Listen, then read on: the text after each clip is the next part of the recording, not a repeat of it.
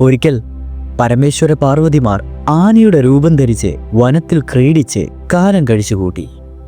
ഇക്കാലത്ത് പാർവതി ഗർഭം ധരിക്കുകയും അതികോമളനും ഗജമുഖത്തോടു കൂടിയവനുമായ ഒരു ബാലന് ജന്മം നൽകുകയും ചെയ്തു. പരമേശ്വരൻ വാത്സല്യത്തോടുകൂടി അവനെ എടുത്ത് മടിയിലിരുത്തി ഗജാസ്യൻ എന്ന് വിളിച്ചു. ഗണപതി ഗജാസ്യനായതിന് കുറെ കഥകളുണ്ട്. ഒന്ന്, ഒരിക്കൽ ബാലനായ ഗണപതിയെ മടിയിലിരുത്തി പാർവതി നക്ഷത്രങ്ങളെയും ഗ്രഹങ്ങളെയും കുറിച്ചുള്ള ചരിത്രവും ഓരോ ഗ്രഹത്തിൻ്റെയും ദിവ്യത്വവും വിവരിച്ചു കൊടുക്കുകയായിരുന്നു.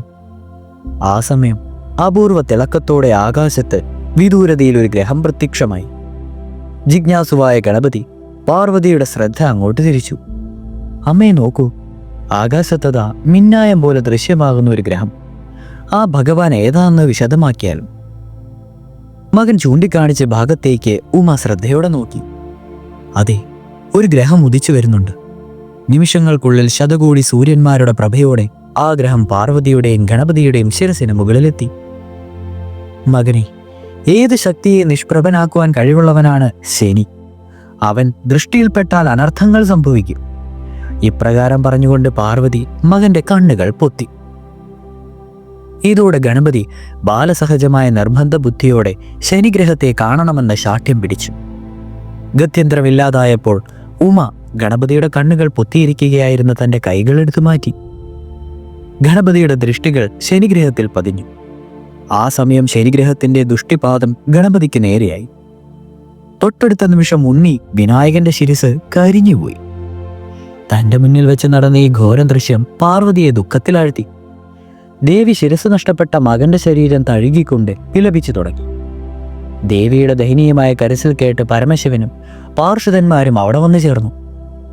പരമശിവൻ ചോദിച്ചു, പ്രിയേ, എന്താണ് സംഭവിച്ചത്? നമ്മുടെ ഓമന മകനായ ഗണപതിക്ക് ശിരസ് നഷ്ടമായത് എപ്രകാരമാണ്? ദേവി വിലാപം മതിയാക്കിയാലും. ദേവി ഒരുവിധം തന്റെ കരച്ചിലടക്കിയ ശേഷം പറഞ്ഞു തുടങ്ങി. ദേവ, അവിടുന്ന് സംഹാരമൂർത്തിയാണ്. ഏതൊരു ശക്തിയെയും സംഹരിക്കുവാൻ അങ്ങയ്ക്കുള്ള കഴിവിൽ ഞാൻ അഭിമാനിക്കുന്നു. ഇന്നിതാ ഞാൻ അതേ കാരണത്താൽ ദുഃഖിക്കുന്നു. ദേവ, സ്വന്തം മകനെ സംഹരിക്കുന്നതിന് പിന്നിലും അങ്ങയുടെ ശക്തിയാണോ പ്രവർത്തിച്ചിരിക്കുക? ദേവി, അവിടുന്ന് വാസ്തവമറിയാതെ വിഷമിക്കുന്ന എന്നെ കൂടുതൽ ചിന്താകുഴപ്പത്തിൽ ചാടിക്കുകയാണ് ചെയ്യുന്നത്. എന്താണ് സംഭവിച്ചതെന്ന് പറയുക, പരമശിവൻ അഭ്യർത്ഥിച്ചു. നാഥ, ഞാൻ ഗണപതിക്ക് നക്ഷത്ര രഹസ്യങ്ങൾ വെളിപ്പെടുത്തുകയായിരുന്നു. സഹംസ്രാംശുവായ ശനിഗ്രഹത്തെ എന്റെ എതിർപ്പുണ്ടായിട്ടും അവൻ ദർശിച്ചു. പകരം ഇതാ ശനിയുടെ ദൃഷ്ടാന്ത ദോഷത്തിൽ നമ്മുടെ മകൻ ആയുസെറ്റ് കിടക്കുന്നു. പാർവതി കാര്യം വ്യക്തമാക്കി. പരമേശ്വരൻ അത്യധികം കുപിതനായി മാറി. ഭഗവാന്റെ തൃക്കണ്ണിൽ നിന്നും അഗ്നിജ്വാലകൾ പുറത്തു വന്നു. അതിന്റെ ചൂടിൽ ശനിഗ്രഹം വെന്തിരുകുവാൻ തുടങ്ങി. കാര്യം പന്തിയല്ലെന്ന് മനസ്സിലായ ശനിദേവൻ പരമേശ്വരന്റെ കാൽക്കൽ വീണ് അഭ്യർത്ഥിച്ചു. ദേവ, പുറത്താലോ. അവിടുത്തെ സന്താനത്തെ ഹനിക്കുവാൻ മനഃപൂർവ്വം ഞാൻ ശ്രമിച്ചിട്ടില്ല. ഇതെന്റെയും അതോടൊപ്പം അവിടുത്തെയും മകന്റെ വിധിയാണ്. എന്റെ ദൃഷ്ടിപാതം ആരിലും പതിക്കാം. പരമേശ്വര, എന്നാൽ നിയന്ത്രിക്കപ്പെടുവാനാകാത്ത ആ സത്യത്തിന്മേൽ അവിടുന്ന് എന്നോട് കോപിക്കാവരുതേ. ശനിയുടെ അഭ്യർത്ഥന സത്യമാണെന്ന് ഭഗവാന് ബോധ്യമായി. അദ്ദേഹം തൃക്കണ്ണിൽ നിന്നുമുള്ള അഗ്നിയെ സംഹരിച്ചു. ഭഗവാന്റെ നടപടി ശനിദേവനിൽ ആശ്വാസം പകർന്നു. അദ്ദേഹം സംപ്രീതനായി ഇങ്ങനെ അരുളി ചെയ്തു. ശിവശങ്കര, പുത്രദുഃഖത്താൽ അവിടുന്ന് പീഡിതനാകേണ്ടതില്ല. ദേവി, ഉമ അവിടുത്തെ വിലാപം അവസാനിപ്പിക്കുക. അവിടുത്തെ പുത്രൻ ഗണപതി ജീവിക്കുക തന്നെ ചെയ്യും. ഗിരീശ, ഇവിടെ നിന്നും വടക്കോട്ട് സഞ്ചരിക്കുവാനും യാത്രയിൽ ആദ്യം കണ്ടുപിട്ടുന്ന മൃഗത്തിന്റെ തല വെട്ടിക്കൊണ്ടുവരുവാനും അവിടുത്തെ പാർഷദന്മാരിൽ ആരെയെങ്കിലും നിയോഗിച്ചാലും. പരമേശ്വര, ആ ശിരസ് ഗണപതിയുടെ നഷ്ടപ്പെടാൻ ശിരസിന്റെ സ്ഥാനത്ത് വെക്കുക. ഭഗവാനെ, താങ്കളുടെ പുത്രൻ പൂർവാന്തരം ശക്തനും ജ്ഞാനിയുമായി തീരും. ഉടൻ തന്നെ പരമശിവൻ തന്റെ വിശ്വസ്ത പാർഷദനായ വീരഭദ്രനെ വടക്കോട്ടയച്ചു. അല്പസമയത്തിനു ശേഷം നിണം മാർന്നൊലിക്കുന്ന ഒരു ഗജശിരസുമായി വീരഭദ്രൻ മടങ്ങിയെത്തി. ശിരസ് ഭഗവാന്റെ കൈകളിൽ നൽകി വീരഭദ്രൻ അറിയിച്ചു. ദേവോത്തമ, എന്റെ സഞ്ചാരമാർഗത്തിൽ ഞാൻ ആദ്യം കണ്ടത് കളിമ്പം മാറാത്ത ഒരു ആനക്കുട്ടിയെയാണ്. ശനി ഭഗവാന്റെ അരുളപ്പാടനുസരിച്ചും അങ്ങയുടെ കൽപ്പന പ്രകാരവും ആ ഗജവീരന്റെ ശിരസ് വെട്ടിക്കൊണ്ട് വന്നിരിക്കുന്നു. പരമശിവൻ ഗജശിരസ് കയ്യിലെടുത്ത് പതുക്കെ ഗണപതിയുടെ കണ്ടത്തിൽ ഉറപ്പിച്ചു. പെട്ടെന്നുറക്കത്തിൽ നിന്ന് എഴുന്നേറ്റതുപോലെ കൈകൾ കൊണ്ട് കണ്ണുകൾ തിരുമ്മി അവൻ എഴുന്നേറ്റു. ആശ്വാസത്താലും ആനന്ദത്താലും പാർവതി മകനെ ആലിംഗനം ചെയ്ത് അവന്റെ ശിരസിൽ ചുംബിച്ചു. ഈ ഘട്ടത്തിൽ ഗജാസ്യൻ, ഗജാനനൻ എന്നിങ്ങനെ അശരീരി മുടങ്ങി. കഥ 2. ഒരു നാൾ ദേവി പാർവതി സ്നാനത്തിന് തയ്യാറായി. ദേവി വസ്ത്രങ്ങളെല്ലാം ആഭരണങ്ങളും മാറ്റി ഒരു വസ്ത്രത്താൽ ദേഹം മറച്ച് അന്തഃപുരത്തിലേക്കുള്ളിൽ കയറി. അതിനു മുമ്പായി പാർവതി പുത്രനായ ഗണപതിയെ വിളിച്ച് ഇപ്രകാരം കൽപ്പിച്ചു: മകനെ, ഞാൻ സ്നാനത്തിനായി പോവുകയാണ്. ആരെയും അകത്തേക്ക് കടത്തിവിടാതിരിക്കുവാനുള്ള ചുമതല നിനക്കാണ്. ഞാൻ സ്നാനം കഴിച്ചു വരുന്നതുവരെ അന്തഃപുരത്തിൻ്റെ കാവൽ നിനക്കായിരിക്കും. മാതാവിൻ്റെ ആജ്ഞപുത്രൻ ആഹ്ലാദത്തോട് സ്വീകരിച്ചു. കയ്യിലൊരു ചെറുകുന്തവുമായി ബാലനായ ഗണപതി അന്തഃപുര വാതിക്കൽ നിൽപ്പായി. അല്പസമയം കടന്നുപോയി. ആ സമയം പരമശിവൻ അവിടേക്ക് വന്നു. ഭഗവാൻ അന്തഃപുര വാതിക്കൽ കാൽവെച്ചതും ഗണപതി തൻ്റെ കൈവശമുള്ള കുന്തത്താൽ ദേവനെ തടഞ്ഞുകൊണ്ട് പറഞ്ഞു: മാതാവ് നീരാടുകയാണ്. ഇപ്പോൾ ആർക്കും അകത്തോട്ട് പ്രവേശനമില്ല.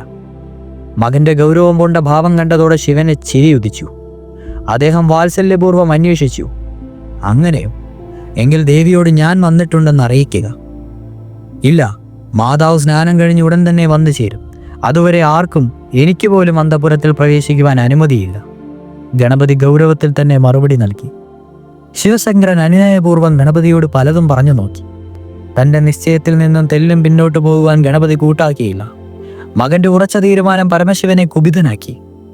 ഹേ പുത്ര, നിനക്ക് നൽകിയ സ്വാതന്ത്ര്യവും വാത്സല്യവും എന്തും കൽപ്പിക്കുവാനുള്ള അവകാശമായി കണക്കാക്കരുത്. എനിക്ക് അന്തഃപുരത്തിൽ പ്രവേശിക്കുവാൻ നിന്റെ അനുവാദം ആവശ്യമേയില്ല. കടന്നുപോകൂ.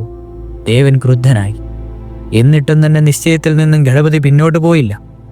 എന്നിട്ടും തന്റെ നിശ്ചയത്തിൽ നിന്നും മാറുന്നില്ലെന്ന് കണ്ടതോടെ ഒടുവിൽ അത്യധികം ഗർവിഷ്ഠനായി തീർന്ന പരമേശ്വരൻ തന്റെ മഴുവിനാൽ ഗണപതിയുടെ കണ്ഠം മുറിച്ചു. ഗണപതിയുടെ ആർത്തനാദം കേട്ട് ഓടി വന്ന പാർവതിക്ക് തന്റെ കണ്ണുകളെ വിശ്വസിക്കാനായില്ല. കഴുത്തറ്റ് രക്തത്തിൽ കിടന്നു പിടിയുന്ന പ്രിയ പുത്രൻ. ദേവി വിലാപത്തോടെ മകന്റെ ശരീരം പേർത്തും പേർത്തും തലോടി. ഇത്രയുമായപ്പോൾ പരമേശ്വരൻ ദുഃഖിതനായി തീർന്നു. കോപാവേശത്താൽ താൻ എന്താണ് ചെയ്തത്? പ്രിയപുത്രനെ ഹനിക്കുകയോ? അതിനവൻ എന്തു തെറ്റാണ് ചെയ്തത്? പ്രിയപുത്രനെ എന്തിനാണ് ഹനിച്ചത്? മാതാജ്ഞ മാത്രമല്ലേ അവൻ ചെയ്തുള്ളൂ. അത് പാലിക്കുവാൻ സ്വന്തം ജീവിതം തന്നെ ബലിയർപ്പിച്ച മകന്റെ ധീരതയോർത്ത് ഭഗവാൻ അഭിമാനം കൊണ്ടു. അദ്ദേഹം തന്റെ പരിചരികയിൽ നിന്നും പ്രമുഖമായ വീരഭദ്രനോട് കൽപ്പിച്ചു: ഹേ വീരഭദ്ര, താങ്കൾ യാത്രയാവുക. യാത്രാമധ്യേ അവിടുന്ന് ആദ്യം കാണുന്ന മൃഗത്തിന്റെ ശിരസ് എത്രയും പെട്ടെന്ന് ഇവിടെ കൊണ്ടുവരിക. യജമാന ആജ്ഞ ശിരസാവഹിച്ച വീരഭദ്രൻ ദേവനെ തൊഴുത ശേഷം യാത്ര തിരിച്ചു. ഏതാനും യാത്രമങ്ങൾ കടന്നുപോയി. അപ്പോൾ രക്തമറ്റ് വീഴുന്ന ഒരു ആനക്കുട്ടിയുടെ ശിരസുമായി വീരഭദ്രൻ മടങ്ങി വന്നു. പരമേശ്വരൻ ഉടൻ തന്നെ ആ ശിരസ് ഏറ്റുവാങ്ങി. മകന്റെ കണ്ഠത്തിൽ ചേർത്തുവെച്ച് ധ്യാനനിമഗ്നനായി നിന്നു. അല്പനിമിഷങ്ങൾക്കുള്ളിൽ കടന്നുപോയി. ഏവരെയും അത്ഭുതപ്പെടുത്തിക്കൊണ്ട് ഗജശിരസുമായി ഗണപതി എഴുന്നേറ്റ് നിന്നു.